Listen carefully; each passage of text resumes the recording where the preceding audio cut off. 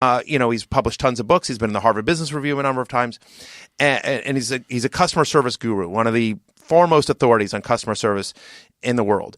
And so about 10, 12 years ago, it was entirely retail based. 10, 12 years ago, he realized that there was a real opportunity. He got invited to do a semester at the Mayo Clinic. The Mayo Clinic basically Is said... that in Minnesota? Yeah. So the famous Mayo Clinic, there's also one in Arizona, but he went to Minnesota. And they said, come here, study, we'll give you access to everything. We want you to, and you can write a book about it. In exchange for, we'll give you full access, and you write a book, give us 2 weeks of consulting, how we can improve. And my father came away with two impressions. Number one is that the Mayo Clinic is amazing. And so he did write a book, Lessons from the Mayo Clinic. But he also found out that, it's such an amazing thing that when you hear that you've got cancer, your entire life changes, and everyone in your world, their life changes, regardless of what ends up happening. Right. It changes, and my father believes that there is so much more that we can do as an industry or as a people outside of the medicine. Just forgetting the medicine, just in terms of dealing with the emotional stress and trauma that creates. And so my father has spent the last decade of his life studying this and trying to help hospitals and doctors and cancer institutes improve customer care and patient care and what we do for families upon hearing the words, "You have cancer." Wow. And so, and he's now teaching classes at A&M. He's dedicated his life to it. And my father is if I had come to this 20 years earlier, I'd have changed my career. I'd have become a doctor. So it's become my father's life's work. And so, do you sometimes go home? Yeah. And see your mom and dad and say, "My God, my father is doing this incredible work to help the world." Right. My mother is the mayor of She's a public servant, right? a thriving city in Texas, and really doing a lot of things to Right. help real people. And I wear makeup and talk about fake football on TV. Well, right. Yeah, and you basically say, what in the world am I doing, and when am I going to go join the Peace Corps and save 3 lives in the Solomon Islands? Yeah, certainly you have those thoughts, but to be candid, honestly, I really love what I do, and I don't discount what I do. Fantasy football, I get asked, I'm going to answer your question a different way. Fantasy football, I get asked all the time in interviews, why is it so popular? Why did so many people, 42 million, right, play fantasy football? Why is it so popular? And I'm well, because it's fun. I don't think it's rocket science. It's fun. People enjoy it. Yeah. It adds to their enjoyment of football. If you are a football fan, it adds to your enjoyment. If you are not a football fan, it gives you a reason to watch and a reason to root. And it brings people together, communities, and I'm in a league with all my college buddies. And it's a reason I would have lost touch with them. But I'm still in the same league with them, and it gives us a reason to talk. Not that you and your daughter would not talk if it wasn't for fantasy football, but I am sure it brings you guys closer together. Yeah. It's another touch point for you and your daughter.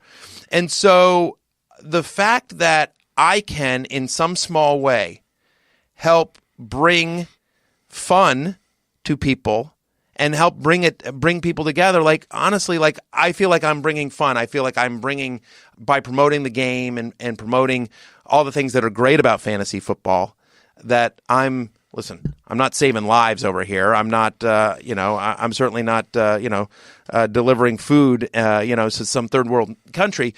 But I feel like in my own little way, I am actually contributing to society. But not to the extent of my parents, to your point. But anyway, to answer your question, my mom just started volunteering a bunch of different things. She was on the board of United Way. She was a docent at Texas A&M. She kept doing different things. And then finally somebody suggested she ran for city council. She did very well there. And then somebody suggested that she run for mayor. And she's been reelected twice. She's now, in a couple of weeks, she will be out of office because she's reached her term limit. But she's just been elected as the county commissioner of Brazos County, which is Bryan and College Station, the two towns there. So She continues in public service. That's fantastic. So yeah, I'm super proud of my mom. That's really good. It's the MMQB podcast. This is Adrian Wojnarowski of The Vertical. For candid conversations with the biggest names around the NBA, be sure to check out our podcast network, which includes The Vertical Podcast with Woj, The Vertical Podcast with JJ Redick, and The Vertical Podcast with Chris Mannix, all at thevertical.com, iTunes, or wherever you listen to podcasts. Football's back. SeatGeek is the smartest, easiest way to find tickets for the games you want to see up close and in person this season. There's nothing like being in the stadium for the biggest plays of the year, and with SeatGeek, it's never been easier to get the seats you want for a great value. SeatGeek has the best deals on every ticket in the house, wherever you want to sit, whether that's the 50-yard line, the club seats, or the upper deck. Now, pay attention to this next part because it's really important. My listeners get a $20 rebate off their first SeatGeek purchase. That's $20 right in your pocket. And to get it, all you have to do is this. Download the free SeatGeek app and go to the Settings tab and click Add a Promo Code. Then enter promo code MMQB. SeatGeek will send you $20 after you've made your first ticket purchase. It doesn't get any easier. Download the free SeatGeek app and enter promo code MMQB today. With Matthew Berry on the MMQB podcast with Peter King. So, Matthew, I'm going to... one of the reasons that it just sort of struck me that I really wanted to have you on the podcast is that a week or so ago, I looked down and you tweeted something to the effect of, hey, David Johnson, the hot running back for Arizona, David Johnson and Ezekiel Elliott are now going to be in competition for the first pick in the 2017 draft. And I started to think to myself, can you imagine you live your life, here we are on whatever it was, October 15th, Right. and you live your life thinking, okay, you got to think of David Johnson like he's a future stock. Like you're trying to find out, should I buy Microsoft or should I buy this new company, this new tech company? Right. And so I wonder, do you ever think, are you fascinated by this? Or when you think about that, do you say, man, I wish I could just watch the games and enjoy them?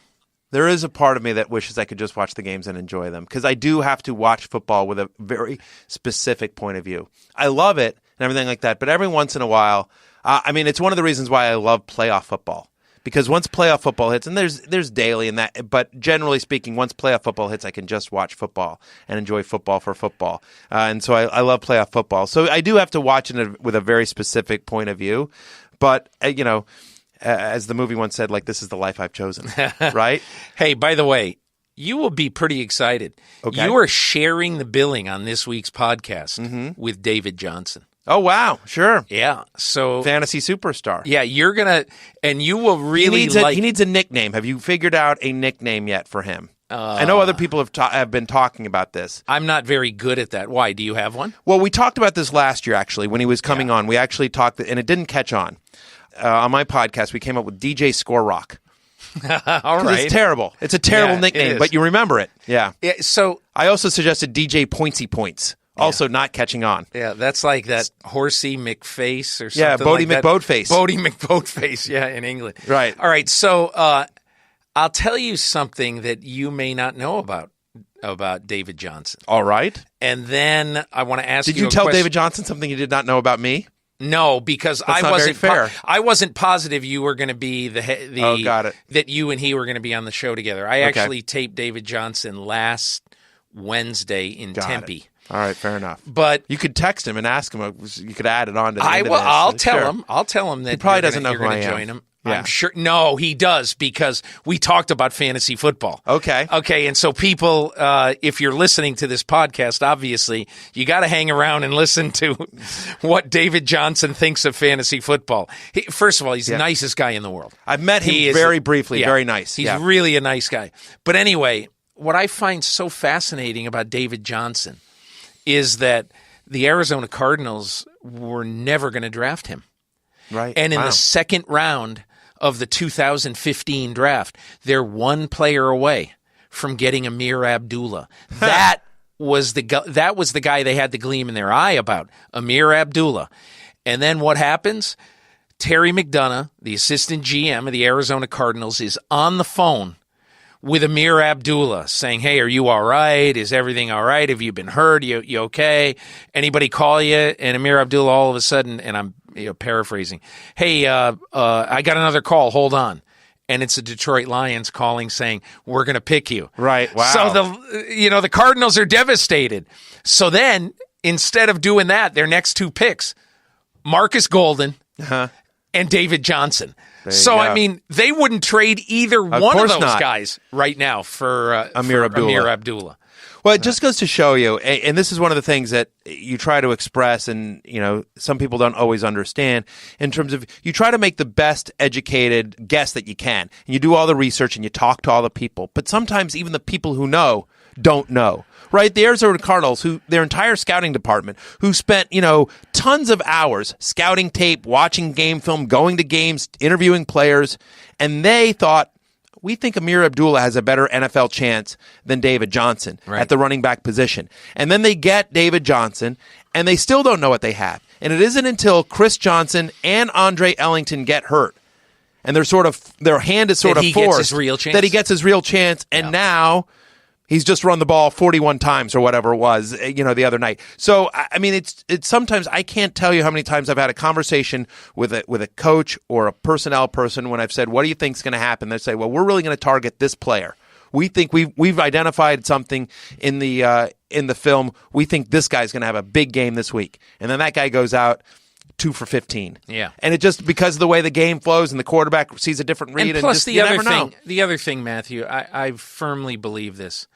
When I left Houston Texans training camp, I was convinced that Tyler Ervin was going to be a big factor right away You told me that. in 2017, Yeah. 2016 rather. Yeah.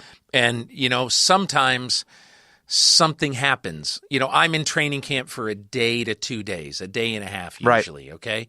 So sometimes it works, sometimes it doesn't. I'll never forget, and I'm wrong a lot more than I'm right, but I'll never forget telling everybody, whatever year he was a rookie, take Arian Foster.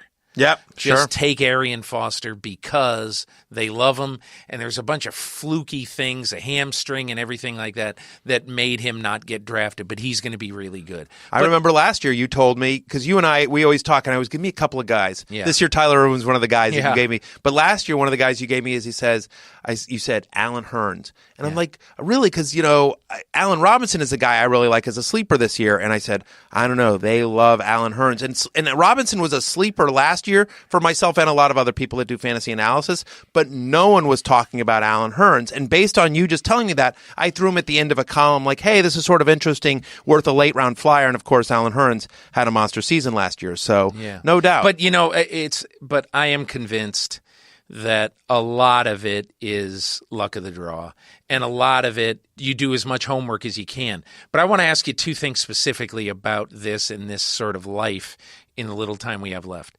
So if I were to ask you in the course of a week, like this one, let's say, and everybody wants to know, God, I need a running back this week. I need a running back. All the running backs, because everybody always does such great homework, almost all the running backs are taken who are going to even touch the ball this weekend. So what do you tell people? Depends on your league. Scour the waiver wire. Jacques Rogers is still available in about 3/4 of ESPN.com leagues, which is that's insane. That's insane. I'm with you. That's I think insane. we've been talking about that for a couple of weeks. Crazy. So, but you just sort of, ideally, you're looking ahead of. I asked that question Right. thinking that you're going to be in a league with a bunch of intelligent people, and whatever it is, to But not that's have a 10. Jacquizz First Dar- off, that's a Yeah. 10-team league. ESPN.com 10-team leagues where you only have 16 roster spots, and people are like, "Oh, those percentages, those are dead leagues," and they aren't. We have a specific group of active leagues that we monitor, and we use that percentage. And so, yeah, you'd be surprised at who is still available. But I think it's important to note. Sort of who's coming up and where potential is. So, for example, Kadeem Carey is somebody that should be owned in more leagues. Right. And I don't know if anyone who's just looking at the box score, hasn't put up big numbers, but anyone that's watched the Bears the last 2 weeks knows he's been the best running back they've had. Jordan Howard's had this sort of monster run, but he was the only guy. Then Kadeem Carey finally gets healthy. In the last 2 weeks, he has outsnapped and outplayed Jordan Howard. 2 weeks ago, he did not outsnap Jordan Howard, but he was actually more productive than Jordan. So I think it's just one of those kind of things. Ty Montgomery is somebody that we talked about like a couple of weeks ago, and now actually ESPN just made Ty Montgomery a running back. Yeah, he's now running back and wide receiver eligible. He's eligible at both positions. Because he's all of a sudden a really interesting guy. Sure. Because he went 9 for 81. He had whatever really productive day. But like Alfred Blue, people should be picking